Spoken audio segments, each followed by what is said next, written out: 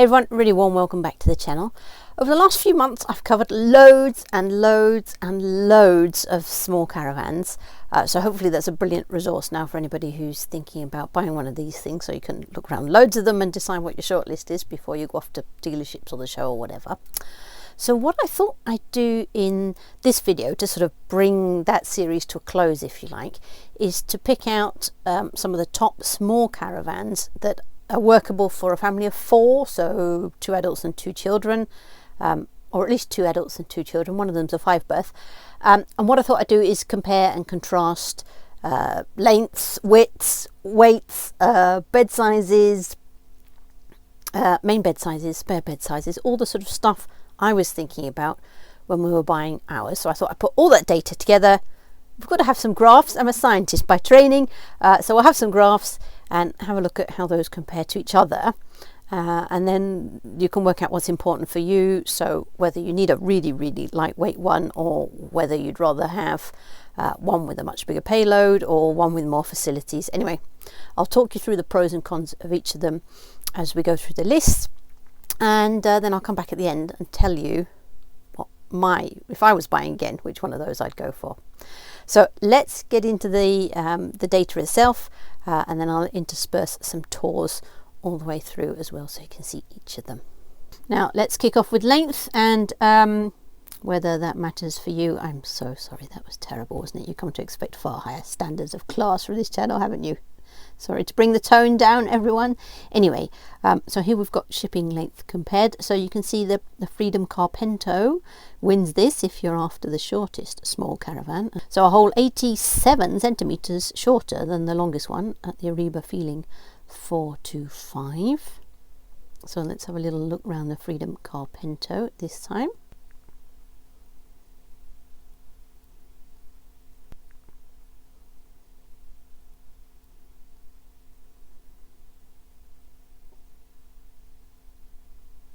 And then sticking with measurements in meters, overall width. So again, one of the huge benefits of a small caravan is being so narrow, which means you don't need to worry too much about where you're going, what sort of route you're taking. Also, you can get it into smaller, more out of the way campsites.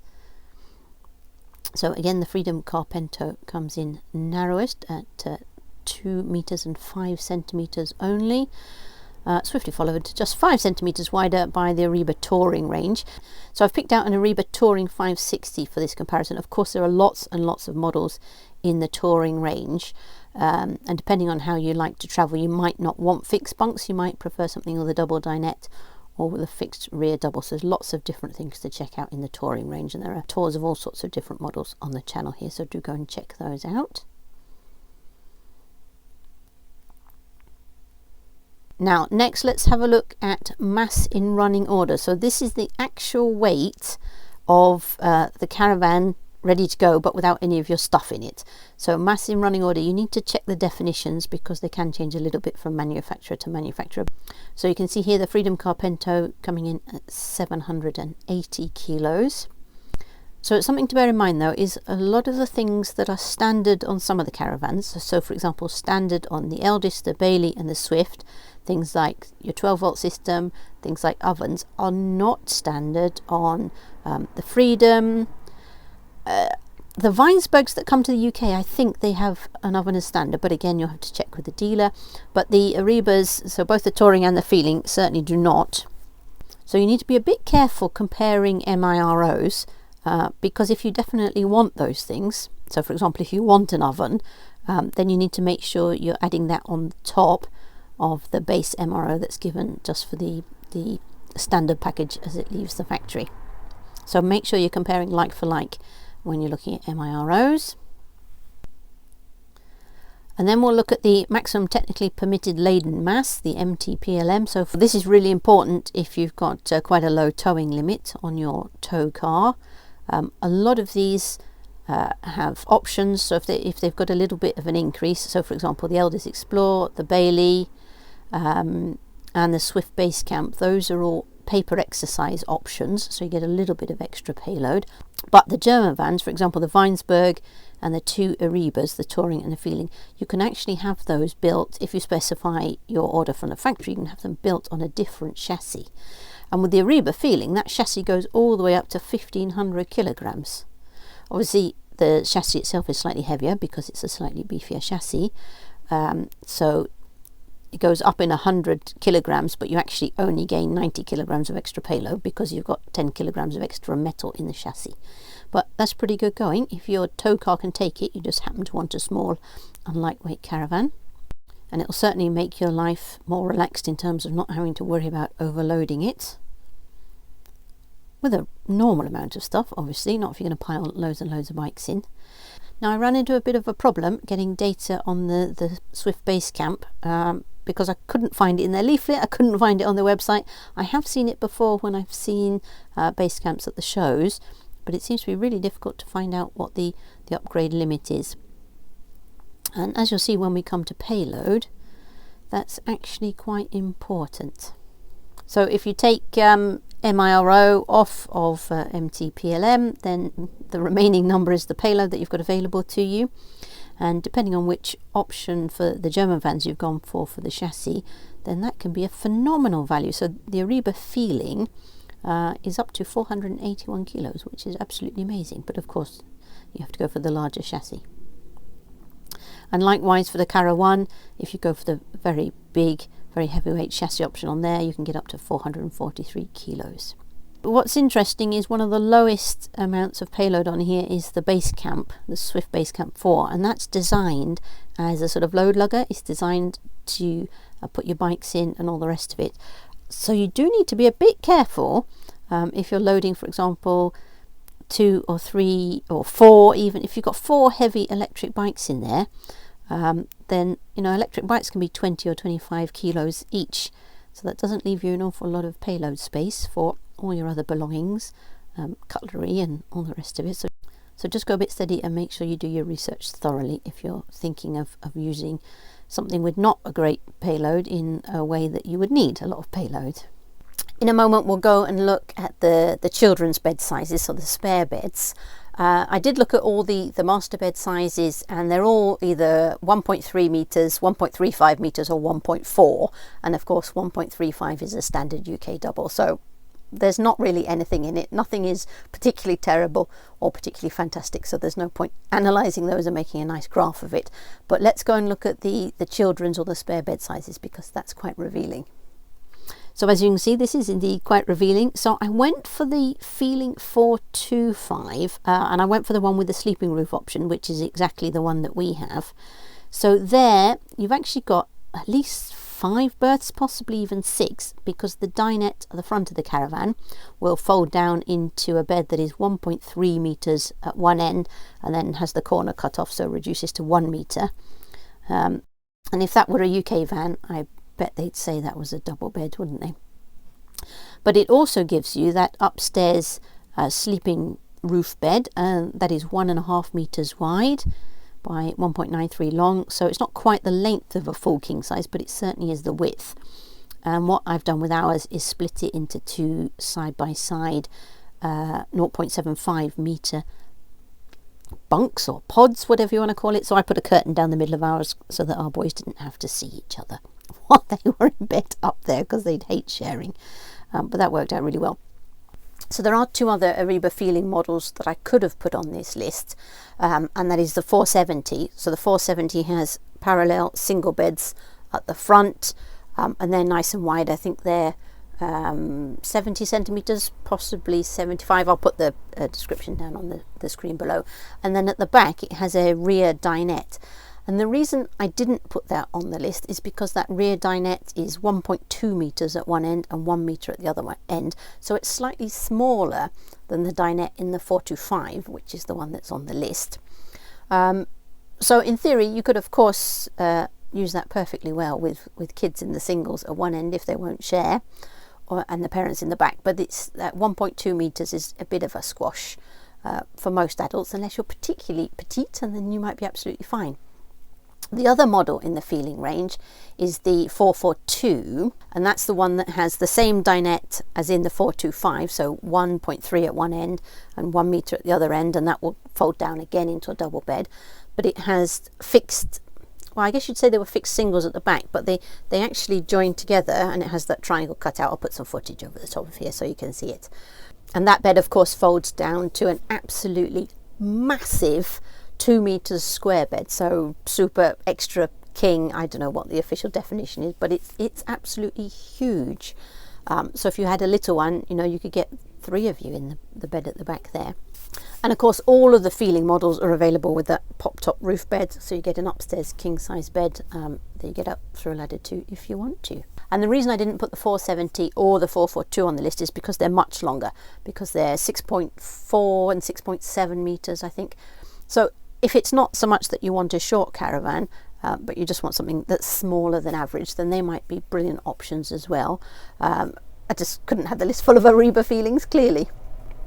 Anyway, let's go and look at these bed sizes, because that is very illuminating. So what's really interesting here, I think, is a sort of clear national divide. I think all the German manufactured caravans, well, and the Turkish one, think that bed sizes are very important, whereas UK ones put much less focus on that, which is really interesting considering the averages on national waistlines. Anyway, so biggest beds, the Ariba feeling. So it's got 3 spare beds here. I've marked it as. So that downstairs one from the dinette, there's 1.3 and 1 meters at one end, plus the 2 upstairs ones at 0.75 meters each. And then second is the Carpento, second because it's got just the 2 spare beds, but it's a very similar idea. So the bottom of the 2 bunks, the one that converts from the dinette, is 1.3 at one end and 0.9 at the other end. And then the bed that goes above it, so the bunk that folds down above, is 0.9. And of course 0.9 is a full-sized UK single for comparison. And then the Caravan comes in with its 0.93 and 0.77 if you go for the version with the fixed bunks. If you go for the pop-up bunks version that convert from a dinette, then they're slimmer, so do be mindful of that. The Ariba Touring, again with fixed bunks, 0.72 on the top and 0.74 on the bottom. Bailey Discovery, very good actually, especially for a UK van, 0.62 on the top and 0.72 on the bottom, narrowing to 0.62 at the other end. So very, very good for a UK van. And then the Eldest Explore, nearly 0.9 on the bottom bunk, narrowing to, it must be about 56-60 centimeters at the foot end, and then the bunk that folds down above, 0.56 meters. And then last of all, the Swift Base Camp with its piddly, measly, skinny bunks at 54 centimeters. So that was a massive thing for me when I bought ours, in the width of the bunks, because my kids were late stage primary school when I bought our caravan, and I knew full well they were going to get enormous really, really soon. And indeed, the last couple of years, then, you know, they've overtaken me easily in terms of height, width. They're going for it quite well as well. You know, they're full bloke size now, and they have been since they were 13-ish. So they certainly expand very rapidly. So I knew piddly little bunks were not going to work for us at all, which is one of the things that pushed me towards German manufactured caravans, because they take their sleeping bed sizes really seriously indeed. So the last thing to look at is price, and I've put recommended retail price here. And again, this can be really, really misleading, because you get lots of things as standard on the Eldest, the Bailey, the Swift. To some extent, the Weinsberg, I believe, because the way in which they come into the UK tends to be pre-specified with all sorts of systems on board. But the Carpento and both the Aribas, you've got to be really, really careful with making sure you're getting the options you want. So, for example, on the Freedom, I know the heating is an option. I think hot water is an option. I'm not sure whether you can get an oven for it or not, if that's something you want. But the same thing with the Aribas. On ours, the 12-volt system was an option. The electric element on the heating was an option. Heating was standard as part of the sleeping roof option on ours, but I'm not sure what's the case if you're having just the standard pop top roof rather than the one with a bed upstairs. So do be really, really careful. So for example, this footage I'm showing you now of the Touring 560, this one was shown at around the £30,000 mark. So nowhere near the 25.7k that's advertised as the recommended retail price. So when you're comparing prices on these things as well as weight, make sure you're comparing like for like, because as I said, on UK manufactured vans, there's an awful lot of stuff that comes as standard on every van that you will have to specify as an optional extra on German made ones, and of course that's only possible if you're specifying from brand new for an order from the factory. So just watch out, just make sure you're picking like for like, and then you've got a reasonable comparison between the two. Just a quick note on this Eldis, this is the 2023 specified price, but of course these things weren't available in 2023 because the factory was catching up on its 2022 orders. They are so popular. At the time of recording, I don't yet know what the situation is going to be for 2024, so do keep your eye out in the press if you're interested in one of those. Now the only one I don't have footage of is this Bailey Discovery, so I have to say a huge thank you to Cameron from Not Another White Box channel, who's allowed me to use a bit of his footage. And of course there's a card linked up above to his video that this footage came from, so massive thank you indeed to Cameron. Alright, so that's it. I hope that's a useful sort of data comparison. What I would say is there's nothing better than seeing these things in the flesh, in the aluminium, but see them for real, sit in them, get a feel for what it's like inside, because not only can you work out whether the layout and the sort of ambiance in the place is right for you, but you get a really good sense of build quality. And there is a huge range of build quality between these caravans. It's unbelievable. So go to a show, go to lots of dealers, make sure you take your time, really open cupboards and poke about and see what you think. Alright, so what would I buy if I were buying this again? Well, I think the top of my value list would be that Weinsberg Caravan. It's really well built, and you can pick those things up for about 18, 19, 20k depending on age. You know, brand new they're 20 something, and the build quality in them is absolutely brilliant. You know, you've got, if it's brought in for the UK, you've probably got the door on the UK side, would be this side on mine, wouldn't it? You've got the door on the UK side. Usually they have a small oven, which is, you know, more than enough. That's all you need. So it makes a really brilliant use of space, storage versus facilities and so on. You know, you've got the shower on board, you've got a workable loo, all that sort of stuff in a really small package. So top of my value list, I think, would be the Weinsberg. I'm really attracted to the Bailey D4 4L. I think they've done a brilliant job in terms of the facilities and the layout. Perhaps with my boys being a little bit bigger, it would be a little bit close, having the main bed right next to the bunk beds. But I think for anybody with younger children just starting out is absolutely brilliant. They've knocked the ball out of the park, is that the phrase? They've really done a great job on the design of that one, and I hope it sells really well for them. If you want a little bit more separation between adults and children, then perhaps the Explorer is for you.